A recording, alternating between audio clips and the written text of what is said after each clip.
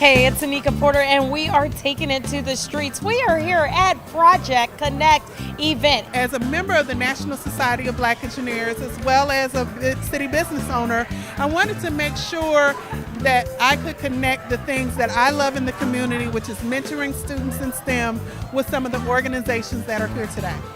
My professor from Webster University, actually, she emailed me a couple of networking events here, and this was one of them, and she was the one that got me in the door.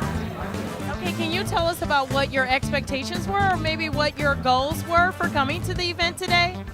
Expectations, I actually did not know. She just told me it was the NGA West Open House and Project Connect was going on. I'm not from here originally, so really didn't know what to expect, but when I came here, I was just wowed that something like this was going on in the city, and it just blew my mind, the people that I just got to connect with, the people that I got to talk to, and the events that are going on in this city. It's really amazing. We're here representing Slate American Job Center, and the reason why we're here is because we understand that the economic situation here at Slate for the city of St. Louis and surrounding areas, people not employed or people underemployed, and our job to be here today is just to introduce people to the values that we have at Slate as it relates to training and employment. There are any number of opportunities that we have for people to espouse in terms of getting livable wages and employment, and we just want to make sure that everybody is aware of that, and that's why we're here today, just to make everybody aware of the fact that we have all kinds of training and employment opportunities. On Wednesdays, we have Workforce Wednesdays, we have Military Mondays, we have Tech Tuesdays, Double Dose Thursdays, where we have employers that are hiring on the spot, and then I myself am the apprenticeship training coordinator. So that means that even if you don't have the skills, we have businesses who we align ourselves with who are willing to train people or manufacture people with the skill sets that they need to be successful. So that's the reason we're here today. Just sharing as much information as I possibly can.